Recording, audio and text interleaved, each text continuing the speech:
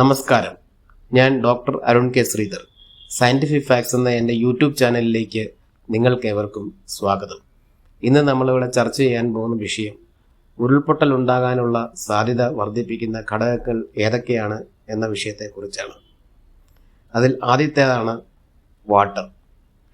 ചെരുവിലെ വസ്തുവിലേക്ക് വെള്ളം കിനിഞ്ഞിറങ്ങുമ്പോൾ മണ്ണിൻ്റെ ശക്തി ക്ഷയിക്കുകയും ഉരുൾപൊട്ടൽ ഉണ്ടാകാനുള്ള സാധ്യത വർദ്ധിക്കുകയും ചെയ്യുന്നു. അടുത്തതാണ് മണ്ണൊലിപ്പ്. ചെരുവിൻ്റെ അടിഭാഗം തുടർച്ചയായി നശിക്കുമ്പോൾ ചെരുവ് കുത്തനെയാകുകയും ഉരുൾപൊട്ടൽ ഉണ്ടാകാനുള്ള സാധ്യത വർദ്ധിക്കുകയും ചെയ്യുന്നു.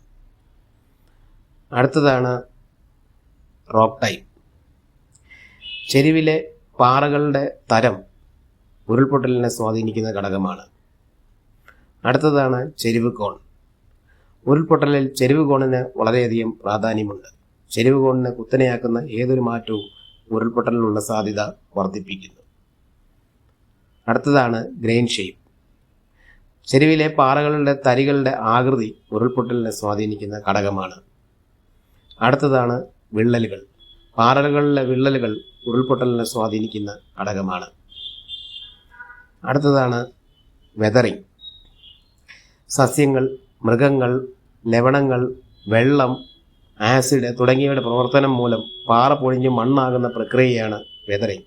വെതറിങ് നടക്കുമ്പോൾ പാറകളുടെ ശക്തി ക്ഷയിക്കുകയും ഉരുൾപൊട്ടലിനുള്ള സാധ്യത വർദ്ധിക്കുകയും ചെയ്യുന്നു. അടുത്തതാണ് മരങ്ങൾ വെട്ടി നശിപ്പിക്കുന്നത്. ചെരുവിലെ മണ്ണിനെ മരങ്ങളുടെ വേരുകൾ പിടിച്ചു നിർത്തുന്നു. മരങ്ങൾ വെട്ടി നശിപ്പിക്കുമ്പോൾ മണ്ണിൻ്റെ ശക്തി ക്ഷയിക്കുകയും ഉരുൾപൊട്ടലിനുള്ള സാധ്യത വർദ്ധിക്കുകയും ചെയ്യുന്നു. അടുത്തതാണ് മാനുഷിക പ്രവർത്തനങ്ങൾ. ട്രാഫിക് പ്രകമ്പനങ്ങൾ, ഖനനം, അശാസ്ത്രീയമായ നഗരവൽക്കരണം മൂലം ഉപരിതല ഡ്രെയിനേജ് പാറ്റേണുകളിൽ ഉണ്ടാകുന്ന മാറ്റം ഇവയൊക്കെ ഉരുൾപൊട്ടലിനെ സ്വാധീനിക്കുന്ന ഘടകങ്ങളാണ്. ഈ വീഡിയോ ഇഷ്ടപ്പെട്ടെങ്കിൽ ഇത് ലൈക്ക് ചെയ്യുക. ഇതുപോലുള്ള ഇൻഫോർമേറ്റീവ് വീഡിയോകൾ ഇനിയും ലഭിക്കുന്നതിന് വേണ്ടി ഈ ചാനൽ സബ്സ്ക്രൈബ് ചെയ്യുക. ഇനി മറ്റൊരു വീഡിയോയുമായി വീണ്ടും കാണാം. അതുവരെ നിങ്ങൾക്കേവർക്കും എൻ്റെ നന്ദി, നമസ്കാരം.